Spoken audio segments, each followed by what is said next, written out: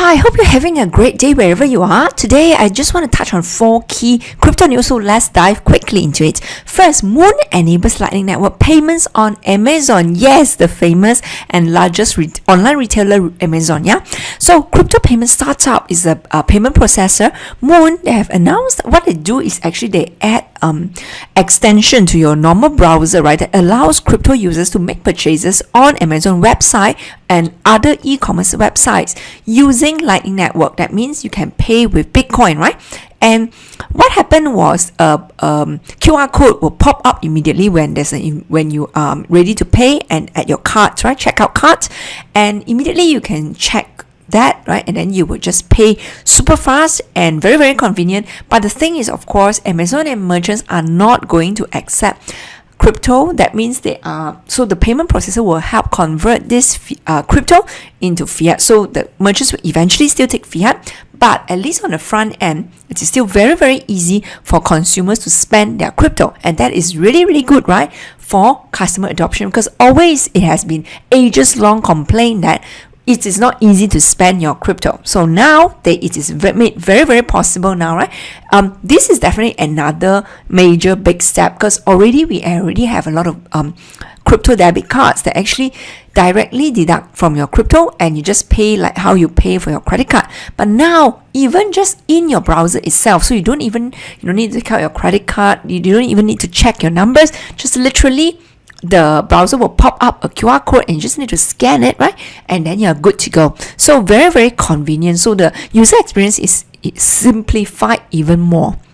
Next, Brazil inflation leads to increased Bitcoin trading volume. So Brazil's inflation has reached 4.58%. It may not look high on numbers, but it is the highest in the last 4 years, right? So, and immediately before the announcement of inflation, right, people already can sense that the prices are going up, so they don't need the formal announcement, and they have been, buying Bitcoin, and they have seen cryptocurrency exchanges have traded more than 100,000 of units of Bitcoin right before the announcement, yeah.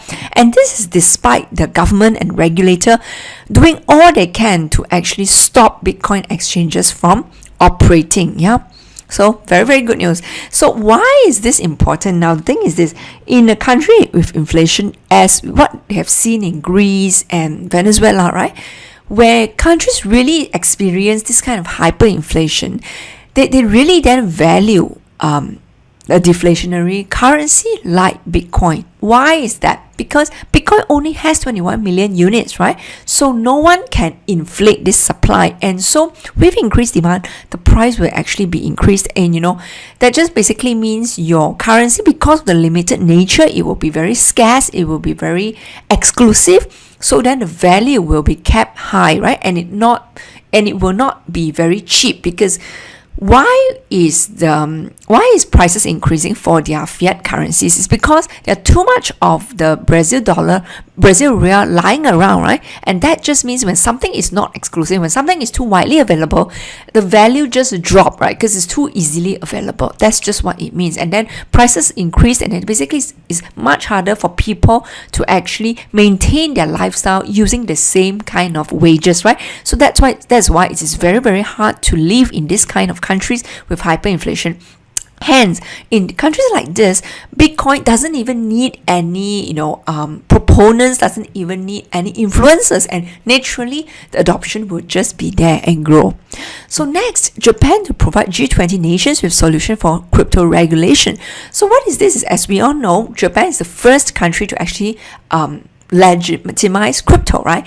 And now that they are thinking, they are very realistic, and they're taking a very proactive stance to actually come up with a rule book. No, it's not a rule book, it's more like a guidebook to help other countries, right, on crypto regulations, because they have walked the path already, and so they want to share the knowledge. For example, they want to share their guidance or their perspective or best practices or pitfall to avoid on how do you craft rules regarding like scams, how do you protect your customers in this space, how do you ensure, right, or how do you stop theft, how do you prevent hacking incidents, right, all these things, and how do you avoid money laundering using crypto. So all these rules they are going to publish in a guidebook, and they just want to proactively share it with other countries. So very, very proactive and great move on Japan, because I mean, as yesterday there was a report done by Cambridge and Nomura that basically says there's no common language in crypto.